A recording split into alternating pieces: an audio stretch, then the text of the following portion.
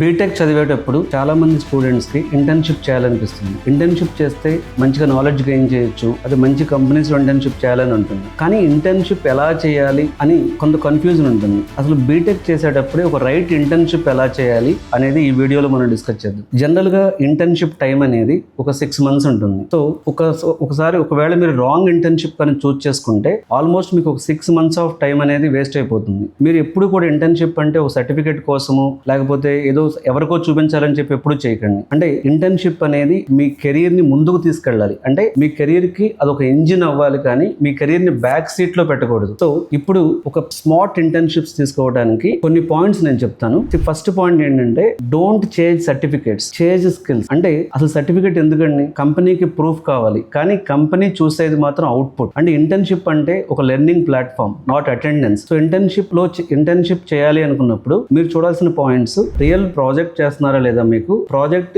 Internship మీకు mentor guidance ఉందా లేదా, అలాగే స్కిల్స్ నెక్స్ట్ లెవెల్ తీసుకెళ్లే ఇంటర్న్షిప్ చేస్తున్నారా లేదా. ఈ 3 points ని కూడా చూసుకోండి. ఈ 3 points లో ఏ ఒక్కటి నో ఉన్నా సరే అలాంటి ఇంటర్న్షిప్ జోలికి వెళ్ళకండి, అలాంటి ఇంటర్న్షిప్ ని స్కిప్ చేయండి. ఓకే, సో ఫర్ ఎగ్జాంపుల్ మీరు డేటా సైన్స్ ఇంటర్న్షిప్ అని జాయిన్ అయ్యారు అనుకోండి, కానీ వర్క్ ఏంటి? ఎక్సెల్ లో డేటా కాపీ పేస్ట్ ఇచ్చారు. That's not internship. ఇదే చెప్తుంది. ఇప్పుడు మీకు ఇచ్చింది ఎక్సెల్ లో కాపీ పేస్ట్ ఇస్తే అది డేటా సైన్స్ ఇంటర్న్షిప్ ఎలా అవుతుంది? ఇది టైం వేస్ట్. ఇది రియల్ ఇంటర్న్షిప్ అంటే ప్రాజెక్ట్ ఇంపాక్ట్ ఉండాలి, రెస్పాన్సిబిలిటీ ఉండాలి. సో ఇందులో సెకండ్ పాయింట్ వచ్చేటప్పటికి చాలా మంది ఏమనుకుంటారంటే కాలేజీ అరేంజ్ చేస్తుంది మాకు ఇంటర్న్షిప్ అనుకుంటారు. కానీ చూడండి, ప్లేస్మెంట్స్ కి మన ప్లేస్మెంట్స్ మన ఫ్యూచర్, మన ఇంటర్న్షిప్ మన ఫ్యూచర్, మనమే రెస్పాన్సిబుల్, కాలేజ్ కాదు. సో మీరు ఫస్ట్ ఒక లింక్డ్ఇన్ పేజ్ క్రియేట్ చేసుకోండి. సో ఒక మంచి లింక్డ్ఇన్ ప్రొఫైల్ క్రియేట్ చేసుకోండి. స్టార్ట్అప్స్ ను అప్రోచ్ అవ్వండి. బిగ్ కంపెనీస్ లో ఇంటర్న్షిప్ అని చెప్పి వాళ్ళ కెరీర్ ఆప్షన్స్ లో పోస్ట్ చేస్తారు, అక్కడికి వెళ్ళి చూడండి. సో మీరు స్టార్ట్అప్స్ కి వెళ్ళినా బిగ్ కంపెనీస్ కి వెళ్ళినా సరే లింక్డ్ఇన్ ప్రొఫైల్ ద్వారా మీరే అప్రోచ్ అవ్వండి. ఇప్పుడు కూడా స్టార్ట్అప్ ఇంటర్న్షిప్ అనేది చాలా బాగుంటుంది బిగ్ కంపెనీస్ కంటే. బిగ్ కంపెనీస్ ఇంటర్న్షిప్ అంటే రొటీన్ రిపిటేటివ్ గా ఉండే ఛాన్స్ ఉంది, కానీ స్టార్ట్అప్ లో ఇంటర్న్షిప్ అనేది ఛాలెంజింగ్ లెర్నింగ్ ఆపర్చునిటీ ఉంటుంది. ఇప్పుడు ఒక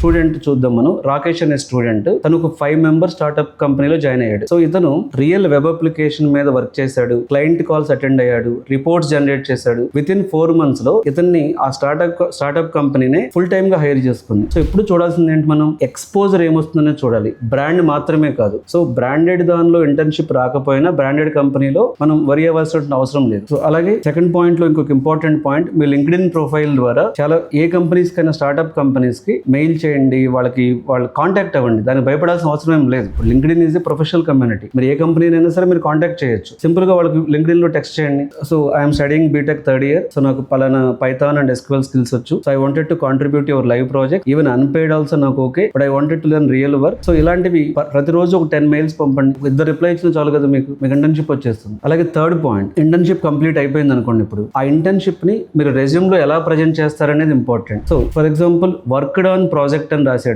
బదులు చాలా మంది ఏం రాస్తారంటే రెజ్యూమే రాసేటప్పుడు worked on internship, worked on project in so and so company అని రాసేస్తారు. అట్లా కాదు. అలా కాకుండా developed rest APIs using Python flask, improving response time by 30%. ఇలా అంటే మీరు ఆ ఇంటర్న్షిప్ లో మీరు గెయిన్ చేసిన నాలెడ్జ్ ని నేను ఇచ్చిన ఎగ్జాంపుల్ లాగా, అంటే అక్కడ దాని వలన మీరు ఏం నేర్చుకున్నారు, ఇంటర్న్షిప్ లో మీరు నేర్చుకున్న పాయింట్స్ ని హైలైట్ చేస్తూ రెజ్యూమ్ ప్రిపేర్ చేయండి. అంతేగాని I completed 1 internship 6 months duration అట్లా కాదు. అక్కడ ఏం నేర్చుకున్నారు అంటే మీరు ఎన్ని లైన్స్ ఆఫ్ కోడ్ రాశారు, ఎన్ని సర్వీసెస్ బిల్డ్ చేశారు, ఎన్ని సర్వీసెస్ డిప్లాయ్ చేశారు, ఎన్ని సర్వీసెస్ టెస్ట్ చేశారు, ఆ ఇంపాక్ట్ రెజ్యూమ్ లో పెట్టండి. సో అలాగే అంటే కంపెనీ HR చూస్తే ఇమీడియట్ గా వాళ్ళకి ఏమవుతుంది అప్పుడు అంటే this guy has real work. అప్పుడు రెజ్యూమ్ పిక్ చేస్తారు. HR కి అర్థమైపోతుంది, అరే రియల్ గా ఇంటర్న్షిప్ చేశాడు అని చెప్పి. అలాగే సర్టిఫికేట్ ఉంటే ఫైన్, బట్ ఇంపాక్ట్ పాయింట్స్ అనేది మాత్రం మీకు చాలా అడ్వాంటేజ్ ఇస్తుంది. మీ రెజ్యూమ్ సెలెక్ట్ అయ్యే ఛాన్స్ ఎక్కువ ఉంటుంది. అలాగే మీరు ఇంటర్న్షిప్ లో చేసిన ప్రాజెక్ట్ ని post it on GitHub or LinkedIn, because digital visibility is equal to job visibility. Digital visibility of your projects, internship, resume అనేది ఇంపార్టెంట్. సో ఫైనల్ గా